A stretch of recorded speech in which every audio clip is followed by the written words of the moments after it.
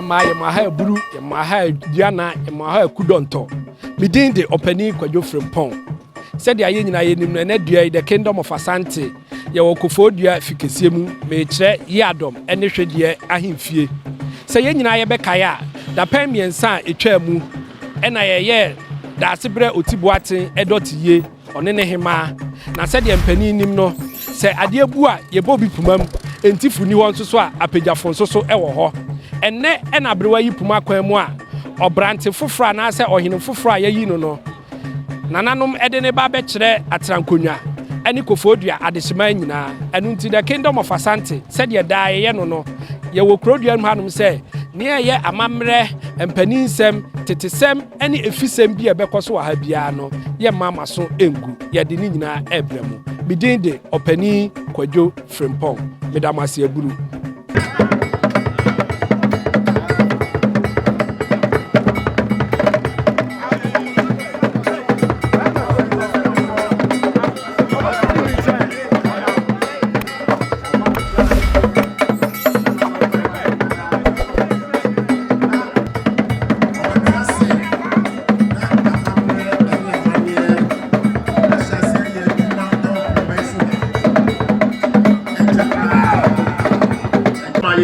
Pastor Food your mind, new Juaben from the better than Odaroma. That's a better chamo. Odaroma.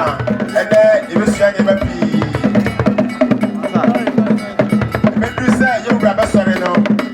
Not if you see. I would have been for you right one cover blue.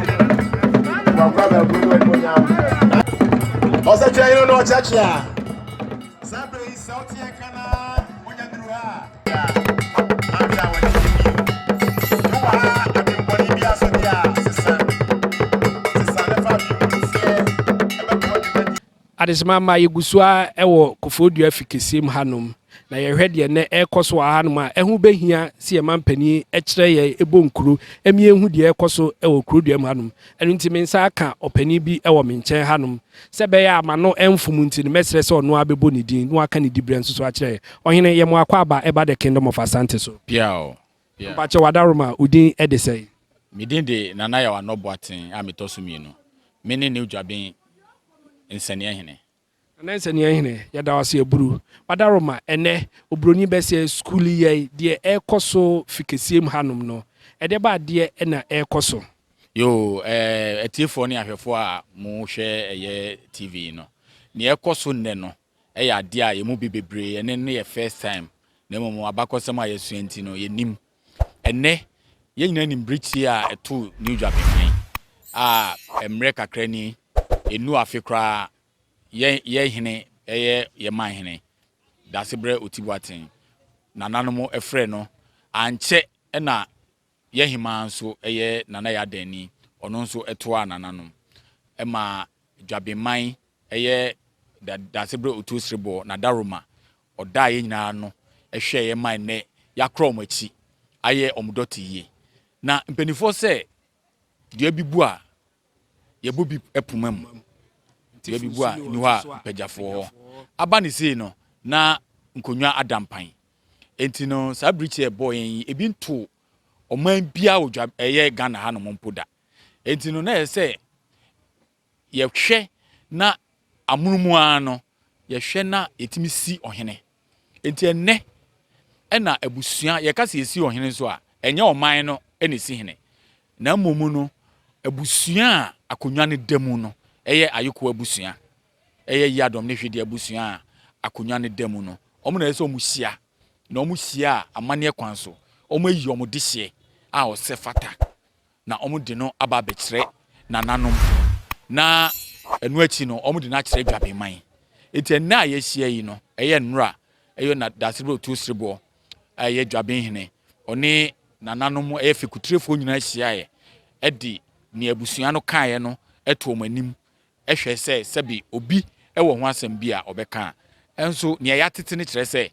nananom nyina agye atomtwe se omutai ekire enu twemu a na afina enne a ye hie no esese ye di no eba ebeto Juaben man anim na nananom nyinaa agye ne tum ne ɛbɔ ne sire ne ɛsoa no sɛ ɔyɛ ɔmanhene elect a yɛde no ɛkɔhyɛ buom nti ɛnɛ no yɛde ne bɛkyerɛ a na amane bi a yɛyɛ no yɛwie a ne yɛsoa no a yɛsoa ne wie yaa no na kyerɛ sɛ yɛde ne kɔ ɛyɛ asumram na ɛhɔ na ne yɛtoa so no nso yɛbɛtoa so ɔhene me da ase nti asumram hɔ no wadaroma aburu ɔkɔ a wobɛdi nasɛe na ɛhɔ nso so ɔkɔ nso so a ɛdeɛ ba adeɛ ɛna ɛkɔ so wɔ hɔ anaasɛ ɛdeɛ ba adeɛ na ɔkɔyɛ wɔ hɔ wadaroma yo asumram mu no ɛyɛ adeɛ a ɛho hia ɛma ɔhene na yɛka ɔhene a ne yɛka ɔmanhene ɛnyɛ ɔhene biara na yɛde no kɔ asumram ɔmanhene pɛ ɛna yɛde no kɔ asumram na yɛde wokɔ hɔ a ɛno no akɔyɛ te sɛ yɛde wokɔ tutorials yɛkɔ akɔkyerɛ wo yɛde ne kɔ na wanya kwan ahu ahemfo a ɔne ɔmo ɛba bɛsom ɛno twa mu a yɛba bɛkyerɛ no kuro a ɔba bɛdi so yi ana traditional area ɔba bɛdi so yi no yɛba bɛkyerɛ no mpaninsɛm ɛyɛ the history the customs the traditions of New Juaben people na afei yɛwie a yɛakyerɛ no sɛdeɛ ɔne n'ahemfo ɛbɛ relate na afei no nananom nso akyerɛ no ɛkwan a sɛbi ne temperament kwan a ɔbɛfa so ne nananom akasa ɛto deɛ din na abufuo bi bakra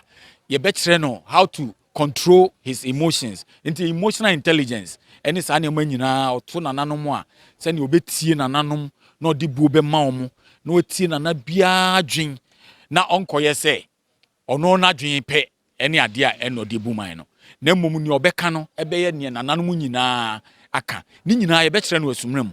ne akyerɛ no sɛnea ne ntoma fura ntoma da ɛsɛ sɛ ofura saa ntoma wei asa yɛkete yɛfɔntɔn from adoa sɛnea osi dwam a sɛdeɛ ɔbɛsa ɛne ne ɔbɛyɛ nyinaa no yɛbɛkyerɛ no asumram ɔyɛ de hyɛ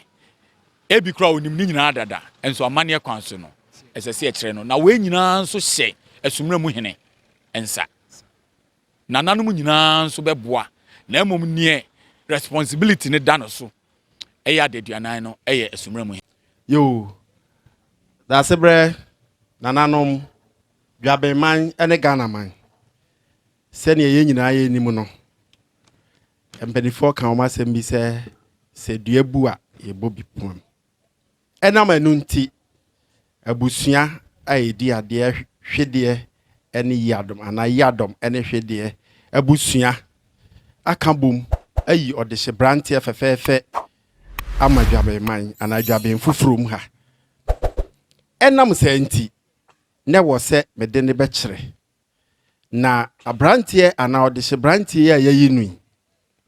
sɛnea na yɛ obi akoma so adeɛ no yɛtoo no ehwane no ɛwɔ Kofodua kurom ha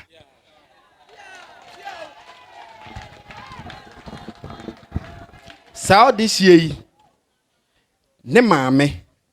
edin ɛde nana ekuye saa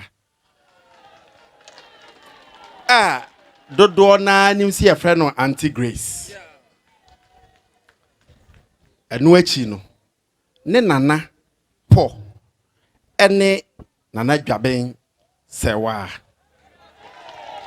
wanya ne baabi kro ɛno kyerɛ sɛ ɔde hye branteɛ no ɔyɛ ɔde hye po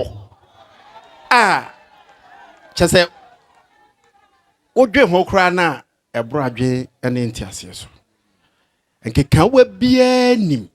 ɛno nso ɛna Juabenfoɔ nso ana Juaben foforo mu ha yɛhwehwɛ saa ɔde hye yi yɛka ne ho asɛm yi ɔyi kɔ school ɛwɔ Kofodua ha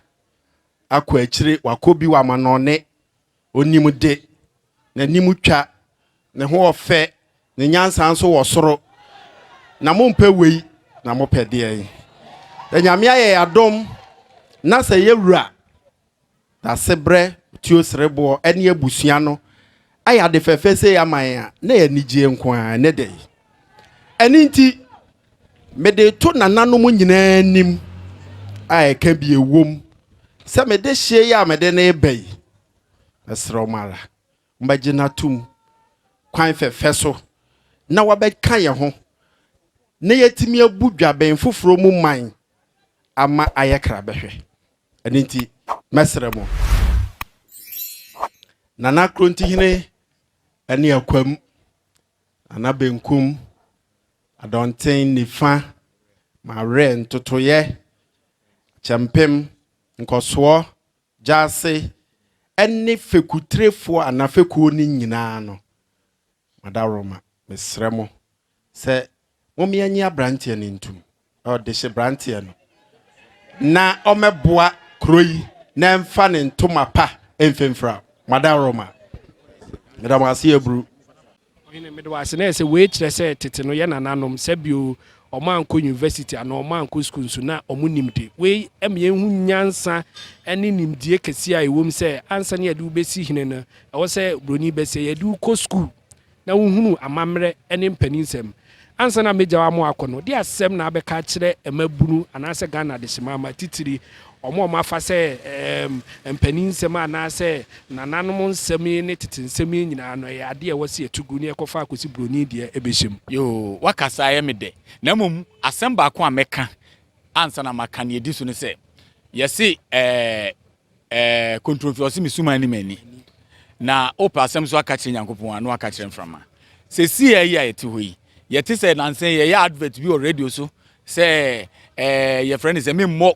company ni din na mom aposin bi a ye de aba no yesi se ye de jabidie aka ho chese no na chese pausin ebo sen ho bra we kire se nananom no munim de ebi se yen ebia na sa bra na wo de wunyinsa na me de me beto ye na ye brobode eni bidie na de atwie sen so wanye sa anopa wunidi ebedu ba bi yesi sa ne ma nyina na ehu hia ene company sakese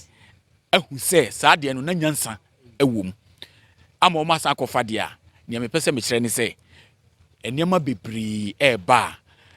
ye bi hu se nananom no mu nim nyansa no mu nim se adaduanan nkono eye 365 years ewa afim no broni mai no mu nim se Nyankopon ene boss robo asase na omwo emrane bebre na kwasi broni na o ma Ghana 1482 don Diago di Azambuja na o ma ha so na nananom nim sa ne ma we nyina etini me pese me ka kire yem kola asese o masiso no ene se yen sankofa ne ye nananom e kire yen na se urefi ohene ementia uka uyira adwabo ase yehwe aman a etwa ye hwesie nyina yehwe India yehwe China yehwe America yehwe Indonesia yehwe Singapore ne yinum nyina omo nyina abobra kwanim a omo sika kese a jetwa ekomo okobobusia omamane omo ni ho agro Ghana yato ya mamre atwene ye bre nyina eno no ene fufuo kra yesi udi a age se udi machine ena enso yenim se fufuo ye wo na ye nyam entimum ye nko ye nti eno na beboa yen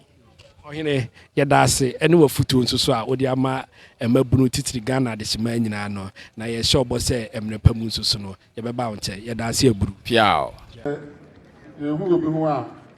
ye no nyane ampa nti isodanti ene ya mpa namra begina dwom na ye hu no asem bi a wo no bia ye beka se de anano se no ye daase ene ado Zio ampa Asame Zio Zio Zio Bemu Zio Amonkofa That's your bro, that's your mom, that's your piao. Oh, don't worry.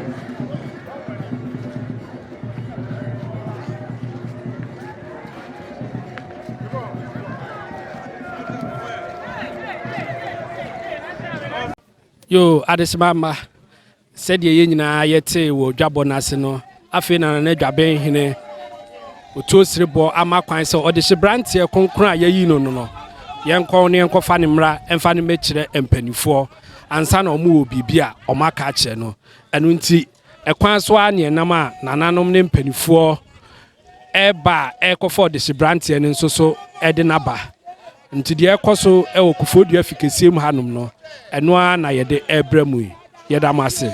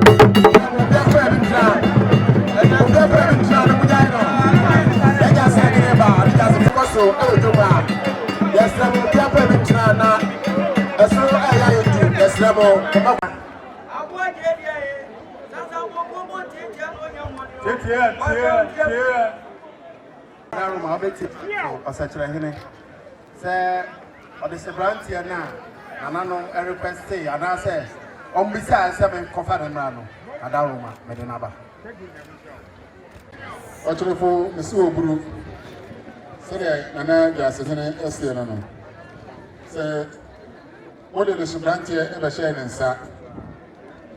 Say, what no one said to do, and I'm say, don't find him Ramacheno.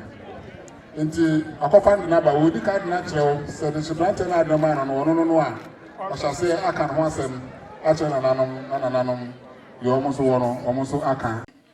Or this year, John Kwadwo Yeboah Gyamfi. Ah, Ojina Heya and Ne, Yadina Bejina Hay.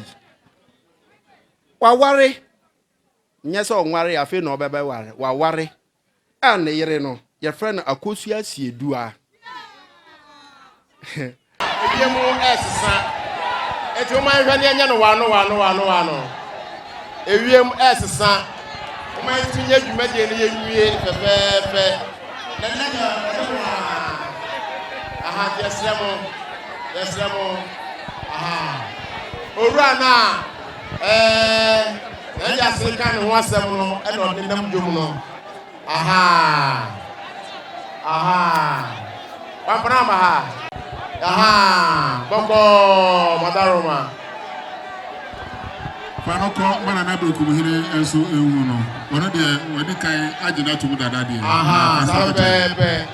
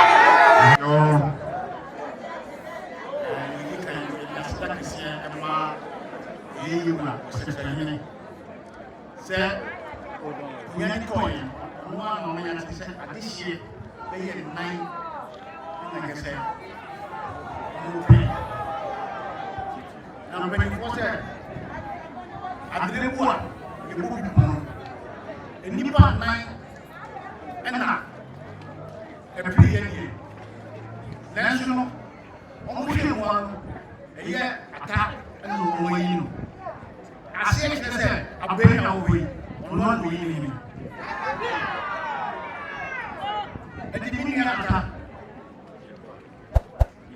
Odehyie Yeboah ase wo bai. Odehyie akwamu.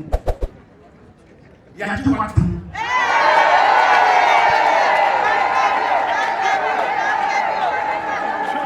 Asante.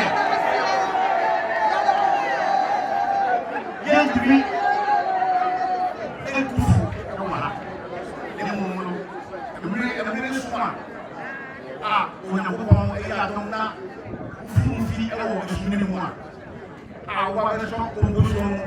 asi bia de nu Juaben ani Asante Juaben ye won ani ye futua ye de bema asi ye eye mi ba fo nya tati futu kwati ani asafo ni na ni nu Juaben ko tire nya ko ye ju sɛdeɛ nananom nyinaa ɛseɛ no no sɛ wɔdeɛ wo ne wabusua aka wo ti abɔ mu ama wɔn akoma so adeɛ paa nti wɔn nyinaa gye no to mprɛko pɛ sɛ fanoma Juaben na wɔmmra mɛsom Juaben ɛma yɛn sɛdeɛ nananom nyinaa ɛseɛ no no nananom nyinaa agye no to mu yi ɔbaa bɛda ase ɔmɛda ase mpredwan ahanum snap enaka nine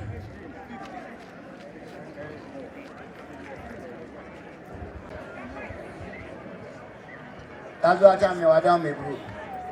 iti na tuwa se acha me asidana mo boy no nana pampa mahene wase ne ga to ani no onuru ha nti nana pampa mahene tina wa man wa frame se minyina na na mun kasa mana do madam wase ye ne bibi man na pia sɛdeɛ asɛdeɛ wɔawudu atoafoɔ hene ɛseɛ no ɔgya to ana pampama hene na ɔsɛ onyina hɔ no mo ɛma no nti ɛhɔ odu yɛ ho bibi kakrama no bi ene Odehyie aka bibi asi eti nadaroma ɛpa dem be bonisi that's been so bro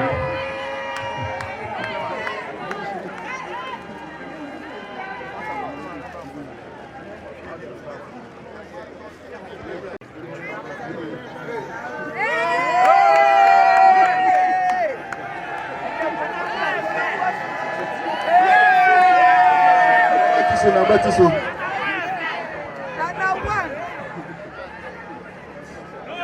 yes the munyina yie ne dwomofo ehun ne ekoso no bi wae wadaroma oh na ese ne that's bra me so bro so nana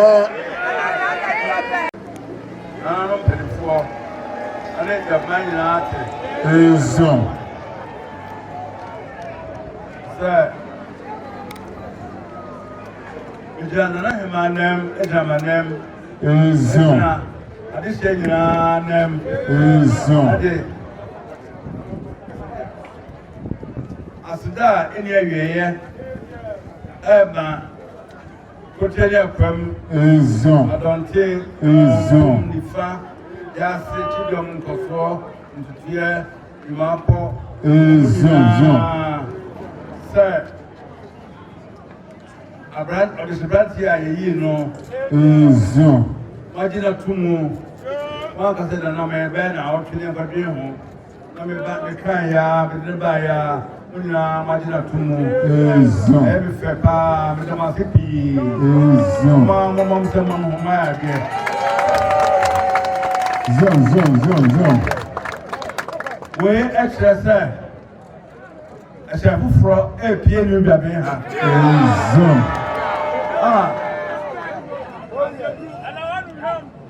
saa kyɛn no bɛma ne Juaben enya nkabɔ mu sonko ezo enya nkɔfɔ sonko ezo enya mpuntuo sonko ezo sɛdeɛ atame ɛde tu dwa no ezo bɛyɛ ɔfa ase bɛpɛ sɛ obi bɛyɛ ha bɛyɛ na ɔte akyi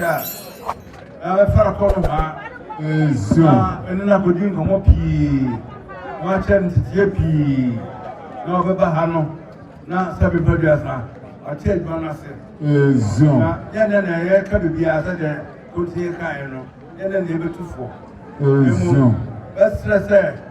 so mo jina tum why people so na nko jina tum a